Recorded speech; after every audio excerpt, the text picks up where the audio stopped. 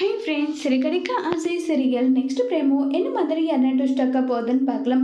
ரோகிணி வந்து விஜயா பேசினது, அதுக்கு முத்து மீனா ரியாக்ட் பண்ணது, இது எல்லா விஷயத்தையுமே யோசிச்சுட்டே இருக்காங்க. மனோஜ் வந்து ரோகிணி கிட்ட வந்து, இங்க பாரு, உன்னை காப்பாற்றணுன்றதுக்காக தான் நான் பொய் சொல்லியிருக்கேன். இனியாவது எந்த பொய்யும் சொல்லாம இரு. அதுக்காக உன்னை நான் மன்னிச்சிட்டேன்னு அர்த்தம் கிடையாது.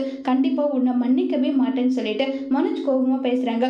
உடனே ரோகிணி, போதும் மனோஜ், நீ என்ன எனக்கு சப்போர்ட் பண்ணி பேசிட்டியா? என்ன சப்போர்ட் பண்ணி பேசின? உன் அம்மா அடிக்கும்போது அதை பார்த்துட்டு வேடிக்கை பார்த்துட்டு தானே இருந்தேன். உனக்கு எவ்வளோக்கு எவ்வளோ முத்துவும் பரவாயில்ல, ரவியும் பரவாயில்ல, மீனாவை ஒரு வார்த்தை சொன்னால் போதும், முத்து எப்படி சண்டைக்கு வந்து நிற்பாரு, உன் அம்மாவை எதிர்த்து பேசுவார்.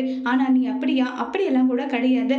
உன்னுடைய அம்மா என்ன எப்படியெல்லாம் அடித்து கழுத்தை பிடிச்சி வெளியே தள்ளினாங்க. கொஞ்சம் விழுந்திருந்தா கீழே விழுந்து அடிபட்டிருப்பேன். அப்போ கூட வந்து என்ன பார்க்கணும், என்னை தூக்கி விடணும், எதுக்காக என் பொண்டாட்டி அடிக்கிறேன்னு சொல்லி ஒரு கேள்வியாவது கேட்டியா? என்ன மனோஜ், இவ்வளவுதானா நீ சொல்லிட்டு கேட்குறாங்க.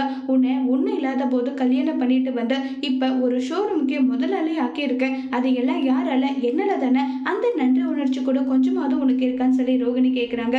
என்ன உன் பணத்திலேயே நீ ஆரம்பிச்சு கொடுத்த? என் அப்பாவோட பணத்தை எப்படி குறுக்க வழியில வந்து இந்த பிஸ்னஸாக பண்ணலான்னு சொல்லிட்டு நீ யோசிச்சு பண்ண. அது கூட என் அப்பாவோட பணம் தானே. என்ன மனோஜ் இப்படியெல்லாம் பேசுற? ஆமா, அப்படிதான் பேசுவேன். தயவு செஞ்சு நீ என்கிட்ட பேசாத. நீ செஞ்ச நம்பிக்கை துரோகத்தை என்னால் மறக்கவும் முடியல, மன்னிக்கவும் முடியலன்னு சொல்லி ரொம்பவே கோவப்பட்ட பேசுறாங்க மனோஜ். அதோட இந்த பிரம்பவை முடிச்சிருக்காங்க.